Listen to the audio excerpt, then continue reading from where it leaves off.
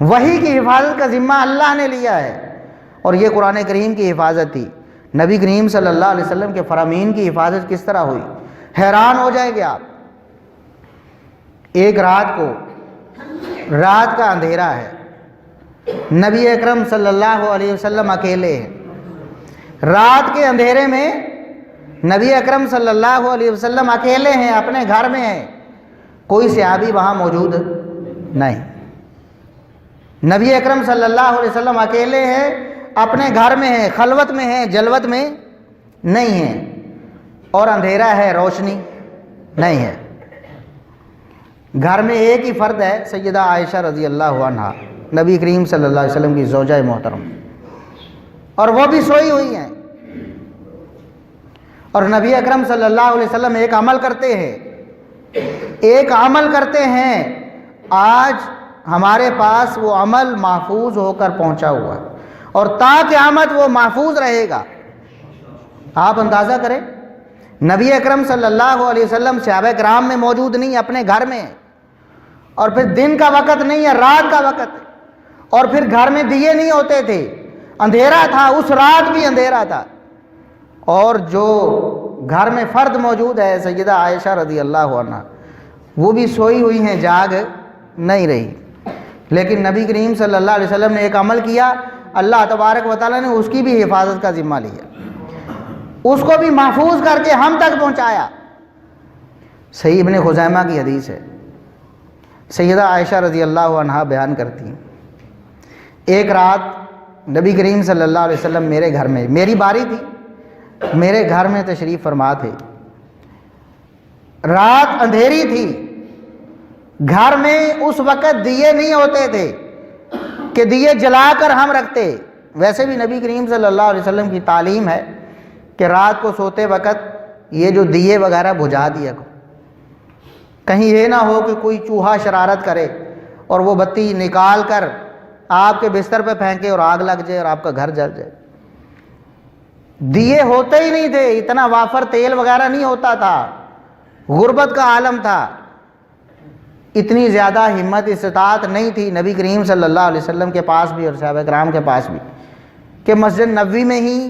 دیے جلا کر نمازوں کے اوقات میں روشنی کر لی جاتی۔ جو تاریکی اندھیرے کی راتیں ہیں، وہ نمازیں ہیں، وہ اندھیرے میں ہی پڑھی جاتی تھی۔ تو نبی کریم صلی اللہ علیہ وسلم کے گھر میں بھی اندھیرا ہے،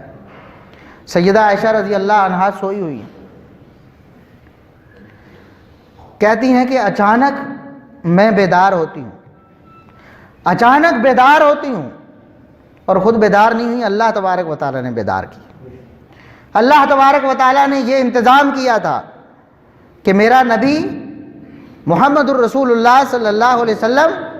رات کی تاریکی میں لوگوں سے جدا ہو کر اندھیرے میں اکیلا ہے اور ایک عمل کر رہا ہے، اور یہ عمل اس کی امت تک محفوظ ہو کر پہنچنا چاہیے۔ سیدہ عائشہ رضی اللہ عنہا ہڑبڑا کر اٹھی ہیں۔ ہڑبڑائی کیوں ہے کہ نبی اکرم صلی اللہ علیہ وسلم بستر پر نہیں، میرے گھر میں ہیں، میری باری ہے، میرے پاس تشریف فرما تھے، ہم اکٹھے سوئے ہیں، لیکن اب اچانک کیا ہوا ہے کہ محمد الرسول اللہ صلی اللہ علیہ وسلم بستر پر نہیں۔ اچانک اٹھتی ہوں تو اندھیرے میں ہاتھ مارتی ہوں ادھر ادھر کہ نبی اکرم صلی اللہ علیہ وسلم گھر میں کسی اور جگہ تو نہیں، حجرے میں کہیں اور تشریف فرما تو نہیں ہے، مجھے پتہ چلے حجرے میں ہیں کہ کہیں باہر گئے ہیں۔ کہتی ہیں کہ میں ہاتھ مارتے مارتے، میرا ہاتھ نبی کریم صلی اللہ علیہ وسلم کے دونوں پاؤں مبارک پر پڑا ہے، دونوں پاؤں مبارک پر میرا ہاتھ پڑا ہے، اور میں نے دیکھا آپ صلی اللہ علیہ وسلم کے دونوں مبارک پاؤں ملے بھی ہوئے تھے اور کھڑے بھی ہوئے تھے، اور آپ صلی اللہ علیہ وسلم اس وقت سجدے کی حالت میں تھے۔ اور نبی کریم صلی اللہ علیہ وسلم کے سجدے کا یہ طریقہ دنیا کی کسی حدیث میں، کسی کتاب میں نہیں ہے سوائے سیدہ عائشہ رضی اللہ عنہا کی اس حدیث کے، جو رات کے وقت اندھیرے میں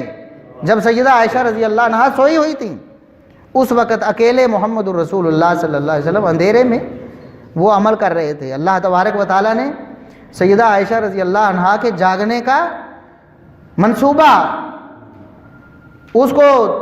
پایہ تکمیل تک پہنچایا، وہ جاگی ہیں، اور پھر ویسے بھی وہ آواز بھی دے سکتی تھی، تھوڑا انتظار بھی کر سکتی تھی نا، لیکن انہوں نے فوراً ہاتھ مارا ہے اللہ کی طرف سے۔ ان کے ذہن میں یہ بات آئی کہ میں ہاتھ مار کے دیکھوں کہ رسول اکرم صلی اللہ علیہ وسلم کہاں تشریف فرما۔ اندھیرے میں ہاتھ پڑا ہے پاؤں مبارک پر، اور وہ عمل آج ہم تک محفوظ ہو کر پہنچا ہے اور تا قیامت محفوظ رہے گا۔ اور نماز کا طریقہ ہے ہم رات میں بھی اپناتے ہیں، دن میں بھی اپناتے ہیں،